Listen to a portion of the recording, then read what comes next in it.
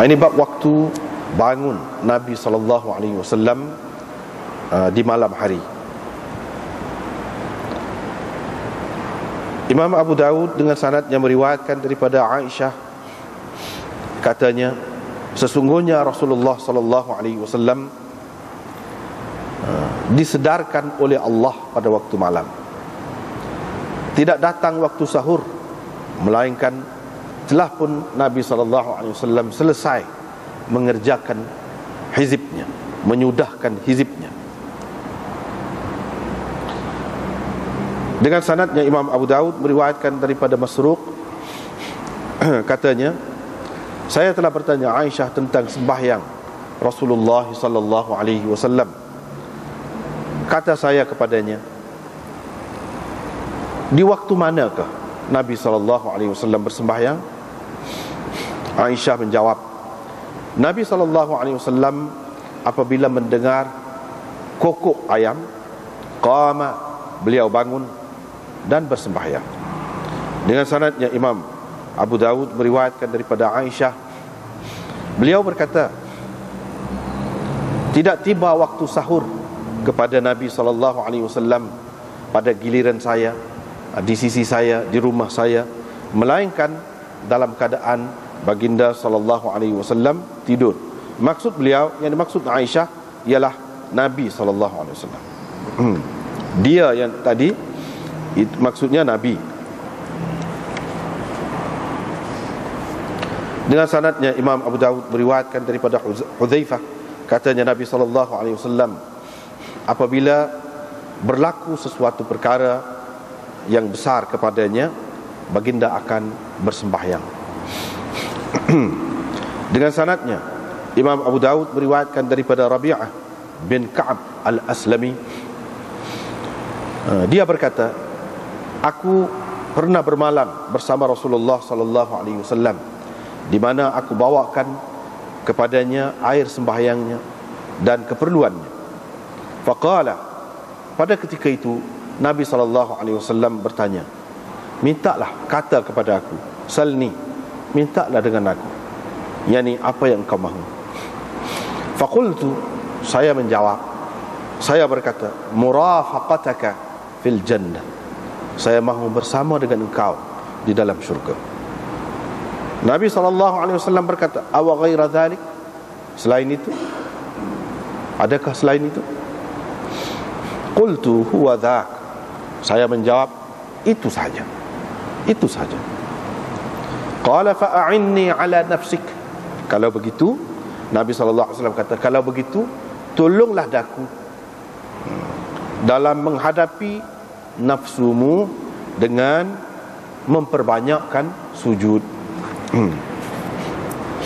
Dengan sanadnya Imam Abu Dawud meriwayatkan daripada Anas bin Malik berhubung dengan ayat ini, yaitu tatajafa junubuhum anil madaji', lambung-lambung mereka renggang dari tempat-tempat tidur mereka, yakni mereka bangun pada waktu malam, yad'una rabbahum, dengan maksud beribadat kepada Tuhan mereka, khaufan wa tama'a, dengan rasa takut dan rasa harap, wa mimma razaqnahum yunfiqun, dan sebahagian daripada, dan mereka membelanjakan sebahagian daripada apa yang telah kami kurniakan kepada mereka sebagai rezeki. Qala, perawi berkata, yakni Anas, mereka berjaga pada masa ataupun antara maghrib dan isya untuk bersembahyang di situ. Qala, perawi berkata, wa kana al-Hasan, yakni Hasan Basri berkata, qiyamul lail, mereka berjaga tu, mereka bangun itu untuk mengerjakan sembahyang tahajud ataupun qiyamul lail. Dengan sanadnya Imam Abu Dawud meriwayatkan daripada Anas berhubung dengan firman Allah, kanu qalilan minal laili ma yahja'un, mereka tidur sedikit pada waktu malam. Pada waktu malam diambil mereka sedikit waktu untuk tidur. Boleh juga. Qala kanu yusalluna fi ma baina al-maghrib wal isya, Perawi berkata, yakni Anas, mereka bersembahyang antara sembahyang maghrib dan isya. Zada, perawi menambahkan di dalam hadis Yahya ini, wa kadzalika tatajafa junubuhum. Demikian juga dengan ayat tatajafa junubuhum, maksudnya berkenaan dengan bersembahyang di antara maghrib dengan isya. Bab iftitahi salatil lail bi raka'atain. Ini bab membuka sembahyang malam dengan mengerjakan 2 rakaat, yang ini terlebih dahulu. Dengan sanadnya Imam Abu Dawud meriwayatkan daripada Abi Hurairah, katanya Rasulullah sallallahu alaihi wasallam bersabda, apabila seseorang daripada kamu bangun pada waktu malam, maka hendaklah dia bersembahyang 2 rakaat yang ringkas, yang ini terlebih dahulu. Dengan sanadnya Imam Abu Dawud meriwayatkan daripada Abi Hurairah, hadis tadi yakni sama dengan makna hadis tadi. Idza yakni idza qama ahadukum minal lail, bimaknahu. Hak idza tu maknanya permulaan lah. Lepas tu bimaknahu, hak seterusnya tu sama dengan makna hadis tadi. Hak kita baca sama. Cuma dalam riwayat ini dia ada tambah. Hak tadi sekat tadi je. Hak ni dalam riwayat ni makna hadis tadi juga, bukan lafaz hadis tadi, makna hadis tadi. Cuma dalam riwayat yang baru ni dia ada tambah, iaitu thumma liyutawwil ba'du ma syaa. Kemudian dia bolehlah selepas itu memanjangkan ma syaa, sebanyak mana yang dia mahu. Berapa rakaat yang dia mahu, boleh. Abu Dawud berkata, hadis ini diriwayatkan oleh Hammad bin Salamah, Zuhair bin Muawiyah, dan sekumpulan ulama perawi daripada Hisham, daripada Muhammad.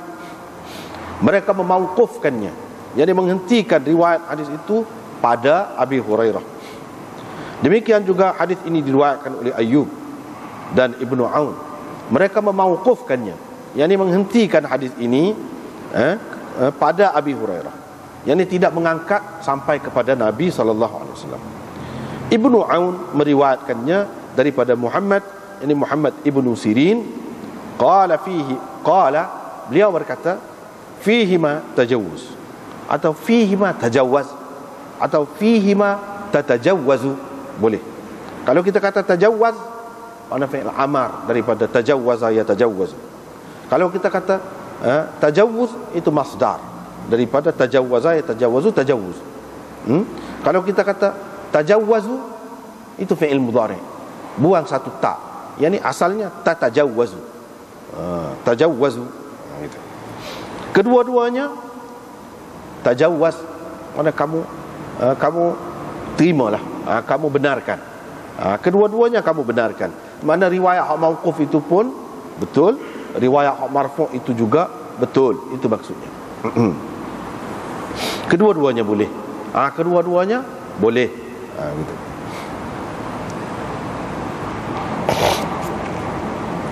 Yang ni kedua-dua sanad itu betul, kedua. Hak mauquf pun betul, hak marfu' pun betul, itu maksudnya. Riwayat daripada Abdullah bin Hubshi Al-Khathami, bahawa Nabi SAW pernah ditanya, ayyul a'mali afdalu, apakah amalan yang paling afdal? Nabi SAW menjawab, tulul qiyam, yakni lama berdiri, yakni bersembahyang. Bab salatil lail mathna mathna. Ini bab sembahyang malam itu 2 rakaat. Dengan sanadnya Imam Abu Dawud meriwayatkan daripada Abdullah bin Umar, bahawa ada seseorang bertanya Rasulullah SAW tentang sembahyang malam. Maka Rasulullah SAW menjawab, sembahyang malam itu 2 rakaat. Apabila seseorang daripada kamu telah takut, berasa takut akan masuk subuh, dia bersembahyanglah 1 rakaat, tutiru lahu, sebagai witir baginya kepada apa yang telah dikerjakannya, sebagai witir baginya kepada apa yang telah dikerjakannya. Jadi 1 rakaat itu tambah daripada hak telah dikerjakannya. Kalau hak telah dikerjakannya 2 rakaat, maka hak akhir itu tambah jadi 3. Kita tengok semula. Mula-mulanya waktu Nabi SAW bangun tengah malam ni waktu mana? Hadis mula-mula tu riwayat daripada Husain bin Yazid Al-Kufi.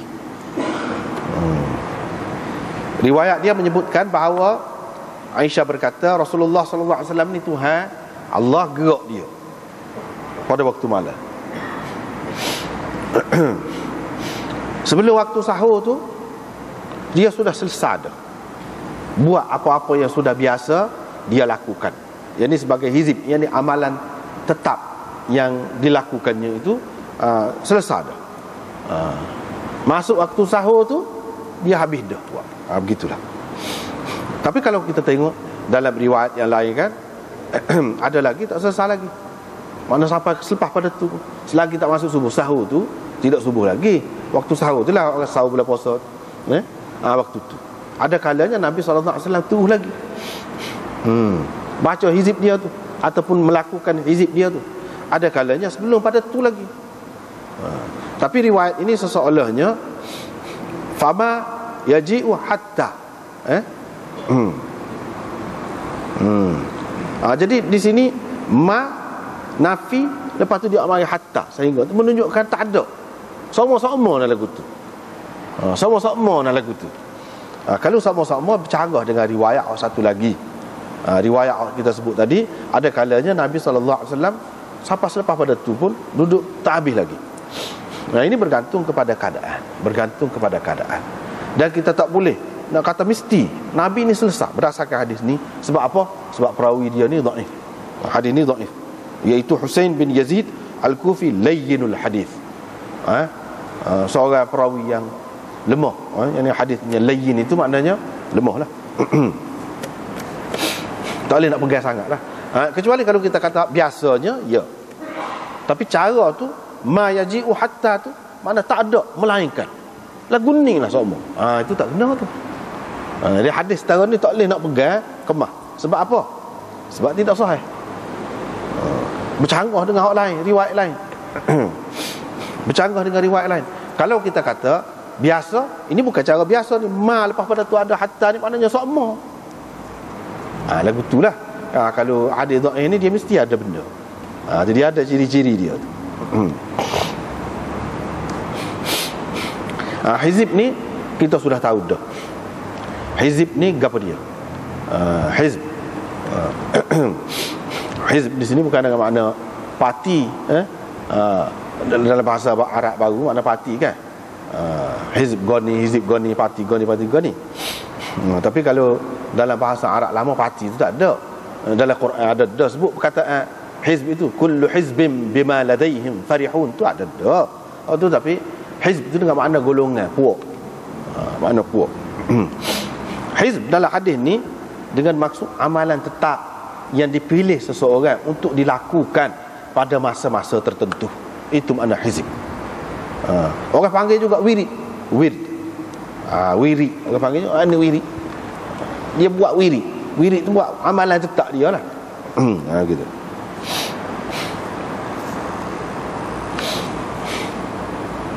Hadis yang kedua riwayat daripada Masruq. Dia kata saya tanya Aisyah tentang sembahyang Rasulullah. Faqultu laha ayya hinin kana yusalli. Kita baca ayya pun boleh, ayyu pun boleh, ayyu hinin boleh juga. Waktu manakah? Kalau ayyu jadi mubtada. Tu kalau dari segi kaedah nahwu lah. Kalau ayya jadi maf'ul muqaddam bagi yusalli. Gitu kaedah. Boleh belaka. Maksud dia lebih kurang lah. Waktu manakah Nabi SAW semaya? Dia tanya ni pada lah. Maksudnya semaya sunat lah, tengah malam tu. Orang panggil qiyamul lail, ataupun semaya tahajud. Waktu mana? Aisyah kata bila Nabi SAW dia dengar ayat kukuk, dia bangun, dia semaya. Ayat kukuk ni masa mana?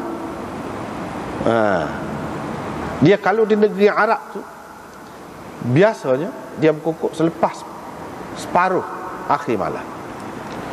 Misalnya kita kata pukul 12 lebih, dia berkukuk lah pada ketika tu. Syah Waliullah Syekhuna Ad-Dihliwi, dia kata waqala Syekhuna Ad-Dihliwi di dalam syarah Tarajim Bukhari. Syah Waliullah ni dia ada tulis Tarajim, buat Tarajim Sahih Bukhari, tapi tidak panjang lah, ringkas dan tidak lengkap semua. Dia kata ayam di sana berkukuk 3 kali, 3 ketika. Satunya selepas paruh malam, mana pukul 12, pukul 1 gitulah. Yang kedua bila tinggal 1/4 akhir malam. Jadi. Kemudian bila subuh, bila nak terbit fajar sadiq, mana masuk subuh, pada ketika tu ayam di sana kukuk pada masa tu. Hak mana ni? Hak mana satu ni kalau lagu tu? Sebab dia sebut itu bila dia dengar ayam kukuk. Kira-kiranya berdasarkan banyak riwayat yang lain, tengok kepada riwayat yang lain, yang ni hak separuh malam tu, lepas separuh malam tu, dia bangun, ataupun 1/4 akhir malam. Pada ketika yang kedua kukuk tu, pada ketika tu hak lebih sesuai. Sebab kalau subuh tu dekat benar dengan subuh tu tidak, sebab dia maya panjang lama juga tu. Tak sesuai kita nak kata dekat nak tubik fajar itu. Hak lebih sesuainya hak dua yang pertama. Ada kalanya selepas paruh malam, ada kalanya pada 1/4 akhir malam. Itu berdasarkan kita tengok riwayat-riwayat yang lain. Misalnya riwayat hak selepas ni selain, iaitu riwayat daripada Aisyah juga, kata dia, ma alfahu saharu indi illa naiman, tidak bertemu waktu sahur dengannya di sisi saya, di rumah saya, kecuali dalam keadaan dia tidur. Maksudnya tadi tidak bertemu dengannya. Nya tu siapa? Maksud dianya ialah Nabi SAW.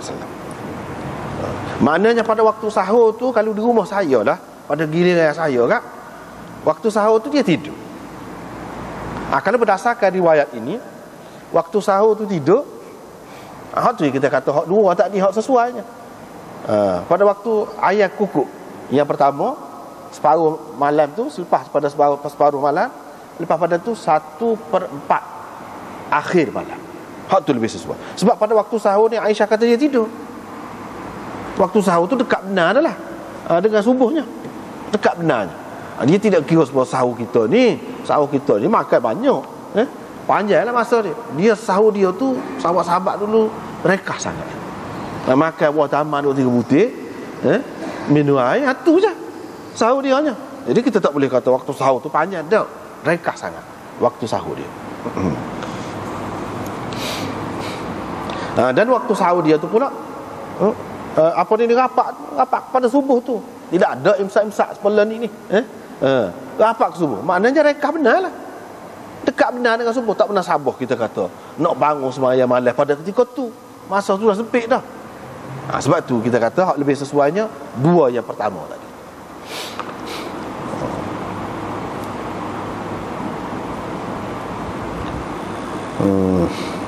Walau bagaimanapun ada juga riwayat yang menyebutkan bahawa Nabi SAW menyenggeng saja, bukan tidur pada waktu sahur ni.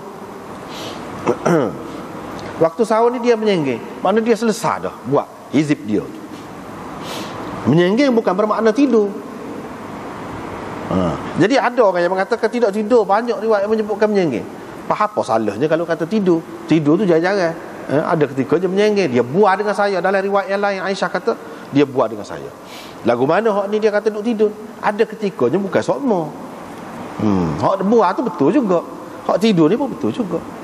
Ada kalanya begini, ada kalanya begini. Tapi dia cerita ni hak kebanyakan. Maknanya Nabi SAW ada juga rehat. Tidak kata bila beribadat tu dia sampai tidak rehat. Tidak.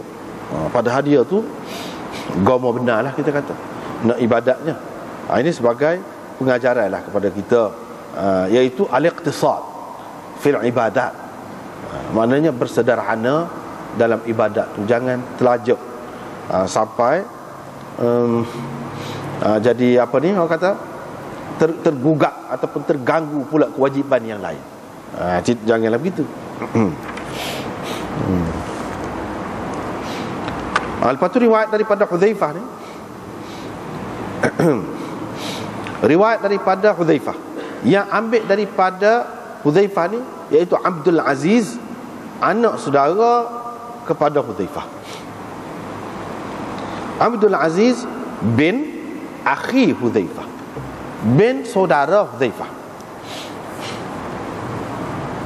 Ambil daripada sini.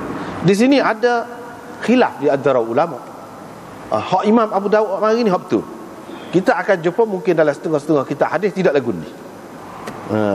Tapi dia kata Abdul Aziz, Abdul Aziz akhi Hudzaifah, ataupun akhu Hudzaifah. Abdul Aziz iaitu saudara kepada Hudzaifah. Dia mengambil hadis daripada Hudzaifah. Ada dalam setengah-setengah riwayat kitab-kitab hadis ni bukan anak saudara Abdul Aziz ni, tapi saudara kepada Hudzaifah. Ada satu setengah-setengah ulama mengatakan dia ni sahabat juga, serupa dengan Hudzaifah lah. Sebab apa? Sebab Hudzaifah ni pada masa perang Uhud tu dia ada dah. Ayah dia Al-Yaman tu mati dalam perang Uhud tu lah. Ayah dia tu mati pada ketika perang Uhud. Syaitan kata dalam riwayat Bukhari, dalam Muslim pun ada. Dia syaitan kata bunyi. Syaitan kata alif belakang tu, tengok alif belakang tu, jaga alif belakang tu. Puak-puak duduk depan tu paling pergi serai alif belakang. Ayah dia ada alif belakang. Dia pun katalah, berteriak, dia kata ayah aku tu, dia kata Hudzaifah.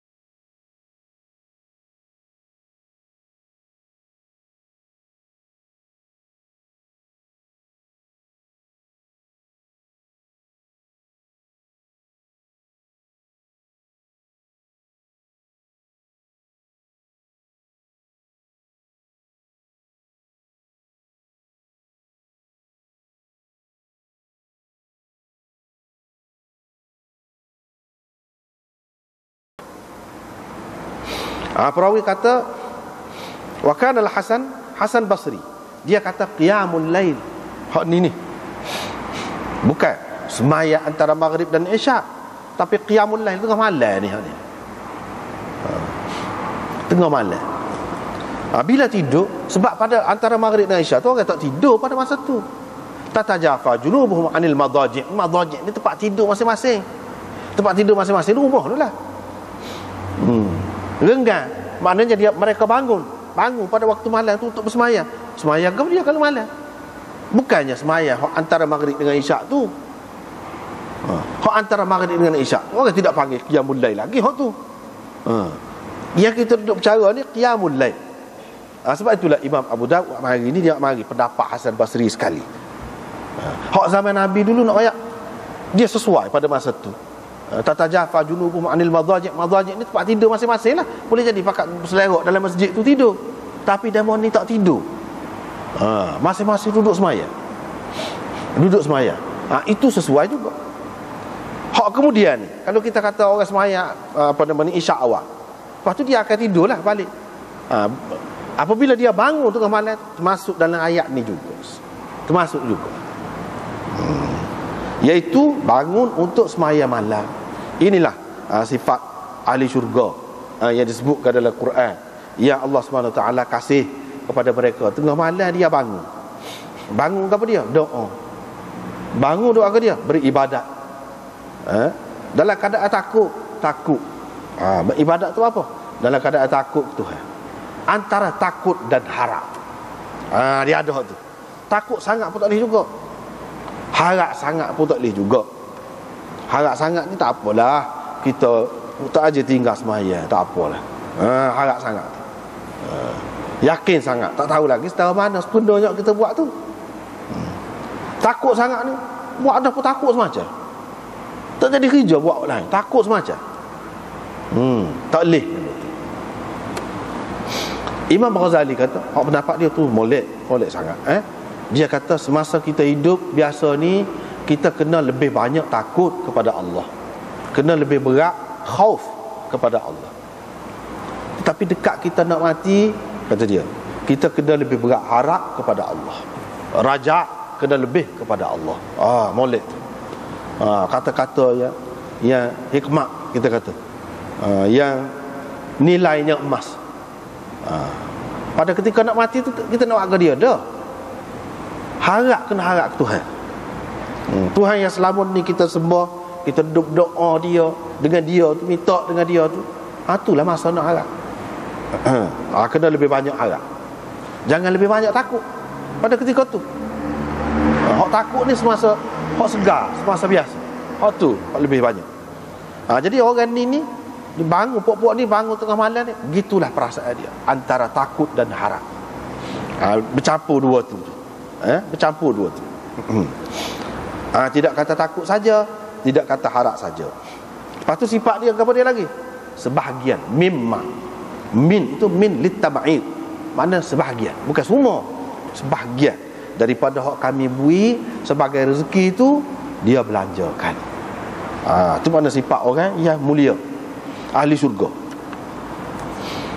Imam Abu Daud buat mari sini dalam bab semaya malam. Ada ayatnya hak lebih sesuainya semaya malam. Hak ni dia ada ayat tu lebih sesuainya semaya malam. Walaupun asal dianya berkenaan dengan hak semaya antara maghrib dengan isyak. Sebab pada waktu tu pun boleh berlaku juga tidur, hak zaman Nabi tu. Tetapi hak kemudian mungkin tidak begitu. Bila tidak begitu, tak ada dah. Hak ni tak kena dah. Kena juga. Ayat ni termasuk belaka lah. Tidak kata untuk semaya antara maghrib dan isyak saja. Bahkan kalau nak kira lebih sesuainya, lebih sesuai dengan untuk orang-orang lain lah, lebih sesuai waktu malam, lebih sesuai. Kalau nak pakai lebih umum lagi, ayat ini boleh pakai juga lebih umum lagi untuk semua semaya 5 waktu. Maknanya orang ni orang semaya, tak tinggal semaya. Kalau dia tidur pun dia akan bangun. Dia tidak kata tidur, tidurlah, Zuhur ni biar masuk asar apa. Tidak gitu. Tak semaya zuhur lagi ni. Sikit lagi masuk asar, dia akan bangun, tinggal walaupun nak tidur. Boleh juga. Dengan perasaan apa? Takut dan harap kepada Allah Subhanahu Wa Taala. Itu lebih umum lagi. Tetapi hak asal dianya antara maghrib dan isyak. Luas sikit untuk semaya malam, luas lagi untuk semaya 5 waktu. Boleh berlaku. Walaupun adalah darjat masing-masing itu tidak sama, tentunya tidak sama. Lepas tu riwayat daripada Anas lagi berhubung dengan firman Allah ni, kanu qalilan minal laili ma yahja'un. Mereka itu pada sedikit waktu malam mereka tidur. Yang ni tidur waktu tengah malam ni ada juga tidur, tapi sikit. Hak banyaknya duduk ibadah. Duduk ibadah. Dalam hadis ni Yahya menambahkan lagu tu juga, tatajafa junubuhum. Ayat ni pun berhubung dengan hak tengah malam tu juga, hak sembahyang malam tu juga. Apa ni berhubung dengan hak sembahyang antara maghrib dan isyak, bukan hak sembahyang malam, antara maghrib dan isyak. Begitu juga tatajafa junubuhum. Dia nak ayatnya hak asalnya gitulah.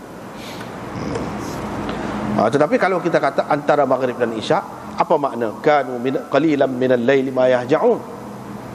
Kanu qalilan minal laili ma yahja'un ni maknanya hak malam tu banyak duduk ibadat, sikit tidur.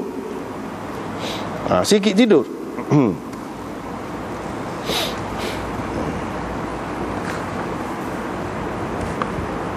Tapi ada juga setengah-setengah ulama dia baca kanu qalilan, dia waqaf situ, minal laili ma yahja'un. Itu dia, kanu qalilan minal laili ma yahja'un. Minal laili, ma di situ bukan ma masdariyah, tidak, tetapi ma nafi. Dipakai lagu tu boleh juga, ma nafi. Kanu qalilan, mereka itu sedikit. Yang ni manusia hak lagu ni hak akan cerita ni sikit. Gapo dia? Minal lail ma yahja'un, pada waktu malam. Min tu dengan makna fi.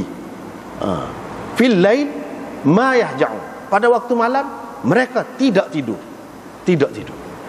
Hak lagu ni sikit di kalangan manusia. Tapi maksud dia lebih kurang sama juga kan dengan hak tadi tu. Maknanya buat ibadat pada waktu malam lah. Tapi cara baca tu, lepas tu sebab dia bahasa Arab ni tak serupa. Kalau ma sini ma gapo, sini ma gapo. Kalau pakai ma ni jadi makna lagu mana, kalau pakai ma ni makna lagu mana pula, jadi makna lagu lain. Tetapi walaupun lagu lain, kalau kita perhati hasil maksud dia tu serupa, iaitu tengah malam ni banyak beribadat. Tu. Tapi kalau kita kata tengah malam ni banyak beribadat, antara maghrib dan isyak saja, tidak banyak lagu tu. Panjang lagi masa tidur. Kecuali lah kalau kita pakai hak ni maksud dia untuk sembahyang malam. Untuk sembahyang malam. Maka jadi panjang masa tu. Bab iftitahis salah, salatil lail bi rak'atain. Ini bab membuka sembahyang malam dengan 2 rakaat. Kita bangun sembahyang malam, nak sembahyang berapa rakaat? Hak mula-mula start tu 2 rakaat. Lepas tu boleh lah 4 rakaat, kau 9 rakaat, kau 8 rakaat, kau ikut lah. Satu salam boleh, tidak jadi masalah. Dia sembahyang malam ni tak apa, bebas, luah cara dia. Hak mula-mula tu 2 rakaat. Berapa 2 rakaat hak mula-mula? Berapa 2 rakaat hak mula-mula? Ulama-ulama bahas. Apa ya dia suruh? Apabila seseorang daripada kamu bangun pada waktu tengah malam, maka hendaklah dia bersembahyang 2 rakaat yang rekah. Jangan lama hak mula-mula tu, nak lama hak lepas pada tu. Apa? Nabi SAW menganjurkan begini tu apa? Mereka mengatakan sebab hak ni hak mula-mula ni ada yang mengatakan sunat wudu. Bukan lagi hak tajuk tu sunat wudu. Bila bangun kan air sembahyang tak ada dah lah. Ambil air sembahyang, sunat wudu. Sunat wudu ni rekah lah. Rekah. Bukan disuruh, tak ada dalil yang menunjukkan Nabi SAW sembahyang sunat wudu ni panjang. Tak ada lagu tu. Mana rekah ni sebab apa? Sebab sunat wudu. Itu yang pertama. Lepas tu lain-lain tu panjang, moga dia tahajud dah lah. Tapi hak ni kurang boleh juga, ada juga pendapat gitu, kurang menarik kita kata. Hak asal lagi lebih menarik. Ulama mengatakan, ramai kata di sini, sebab apa? Dia kata dekat kita nak tidur kan, baru ni kita sudah jumpa dah, syaitan tu dia ikat 3 ikatan kan. Bila seseorang tu bangun, dia sebut nama Allah, buka satu ikatan. Bila dia pergi ambil air semaya, buka satu ikatan. Bila dia semaya, terbuka ikatan yang ketiga. Jadi hak ni nak suruh terbuka banyak-banyak lah ikatan tu. Dengan semaya tu akan terbuka ikatan yang ketiga. Kalau lambatlah terbuka. Gitu. Sebab dengan semaya, selagi tak habis, orang tak panggil semaya tu sempurna lagi. Kalau selagi tak habis, tak sempurna lagi. Maknanya kalau kita kata, kalau semaya lama lah, lama dah 2 jam, kita kata semaya 2 jam 2 rakaat ni, katakanlah siapa dia buat tu tak cara lah tu 2 jam 2 rakaat, dekat saat-saat akhir kita pun ketuk. Jadi apa semaya 2 jam habis, tak ada dah lah. Dia tidak dikira tu. Tidak dikira. Dia kira tak sudah lagi semaya. Baru wisalah, baru habis. Dia nak suruh banyak-banyak tu bukalah. Sebab tu dia suruh rekah semaya tu. Sebab dia lah hadis tu, dia kata bila dia semaya tu buka. Dia tidak kata semaya panjang, kau semaya lagu mana kau. Dah. Dah 2 rakaat tu pun termasuk dalam tahajud dah. Bukan sunat wuduk ke apa, tak ada kena-mengena. Hak tahajud dah. Cuma hak mula-mula kita start tu rekah dulu. Apa hikmat dia? Hak tu lah hikmat dia. Hak tu boleh.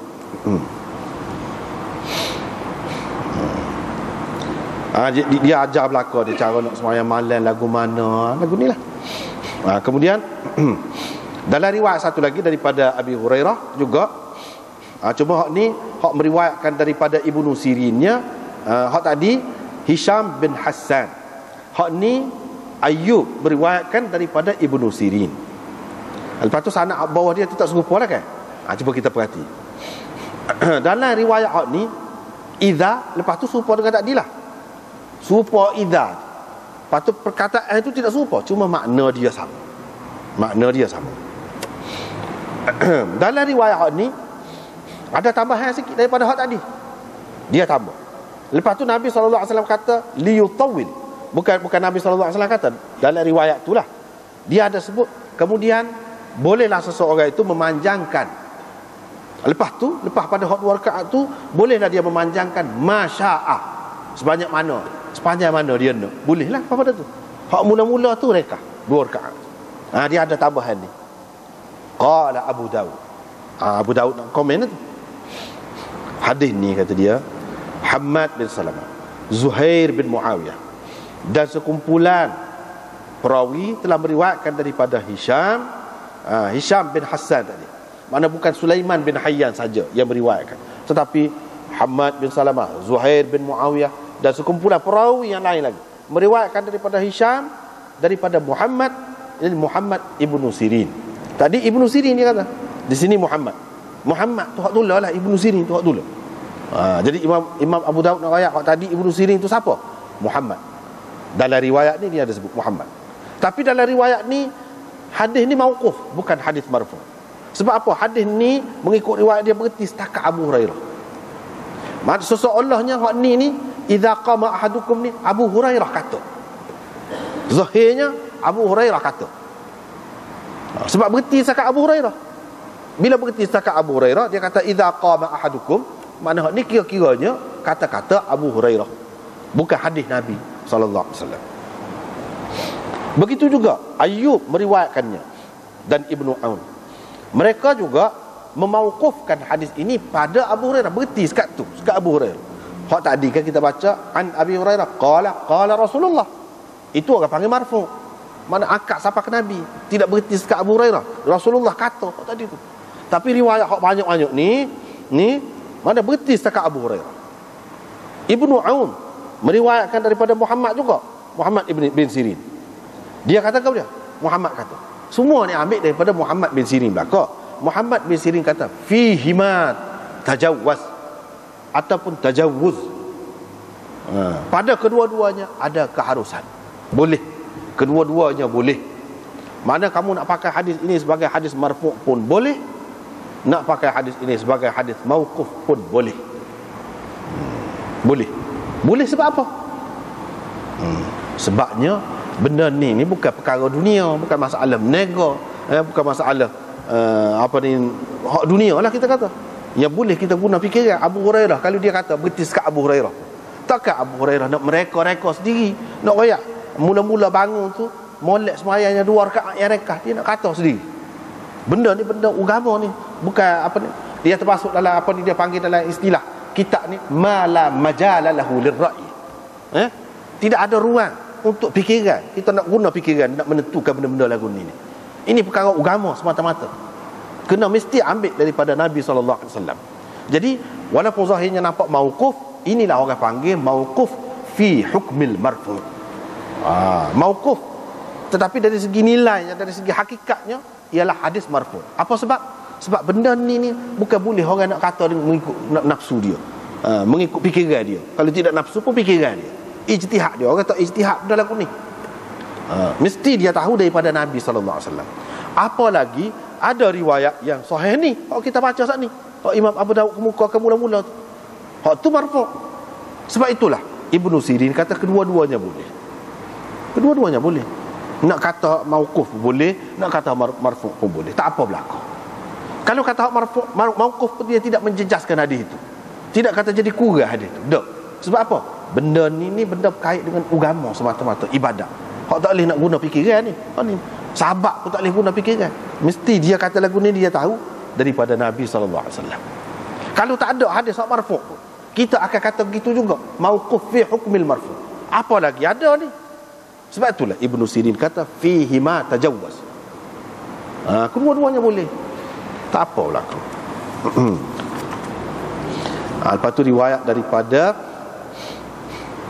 Abdullah bin Hubshi Al-Khathami bahawa Nabi SAW pernah ditanya, apakah amalan yang paling afdal?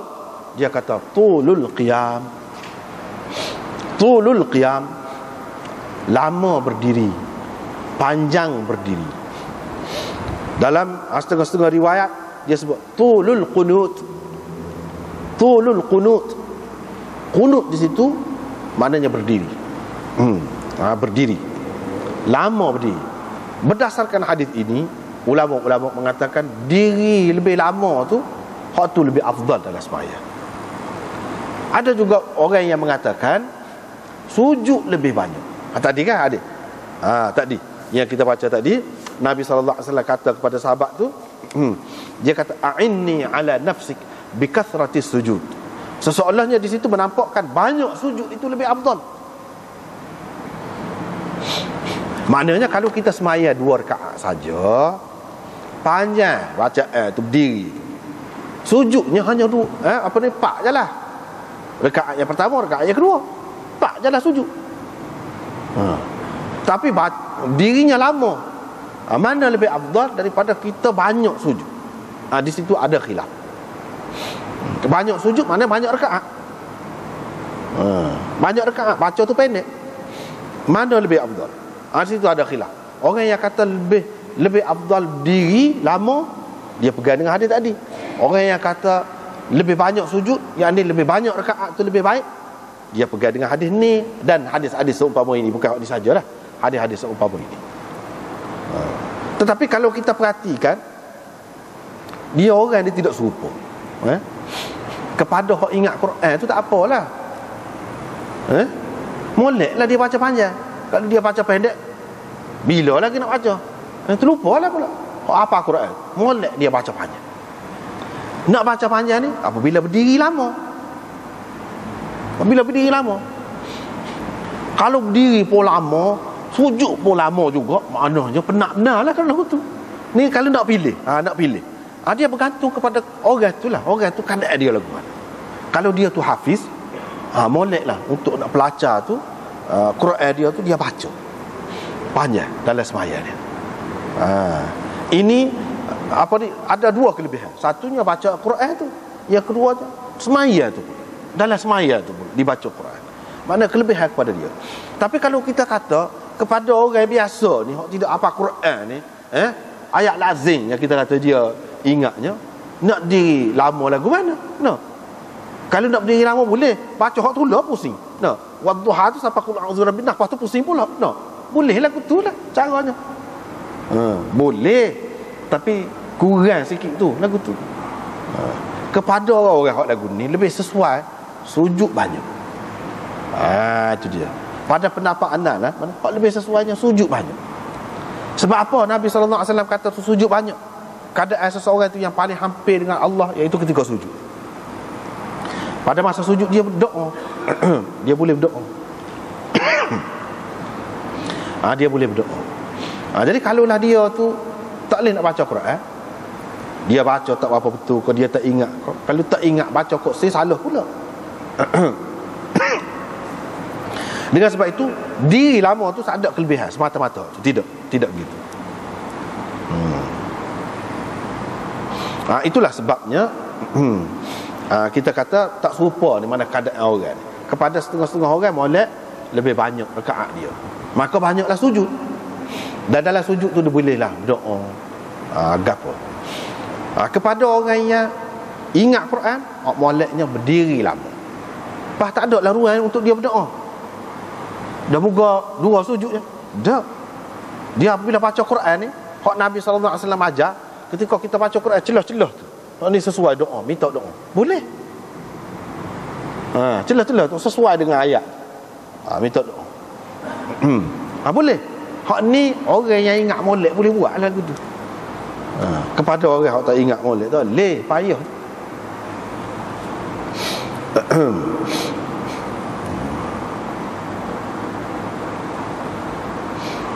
Baik, kalau kita kata untuk kita nak dapat kelebihan, untuk kita nak dapat kelebihan diri panjang lama ni, hak moleknya kita kata kita tak ingat Quran, kita letak Quran depan tu lah. Tengok sini. Lagu mana? Boleh juga. Ada ulama mengatakan boleh buat lagu tu.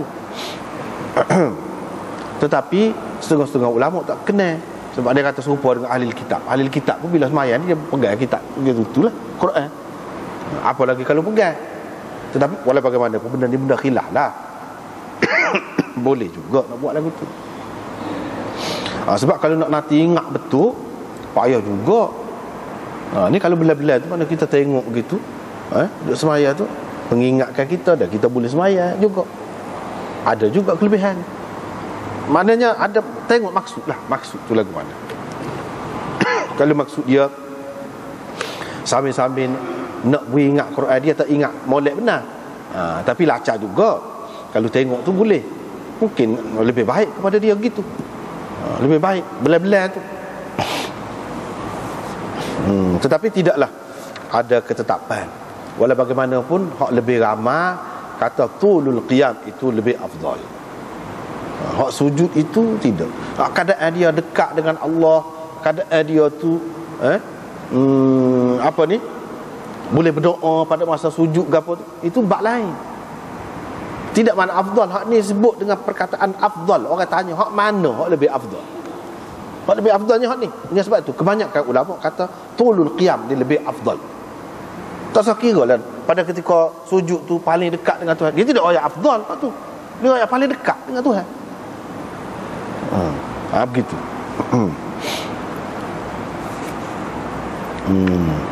Ayyul a'mali afdalu tulul qiyam. Yani tulul qiyam. Tulul qiyam ni lagu mana kita faham di sini? Iaitu ini berkenaan dengan semaya malam kan?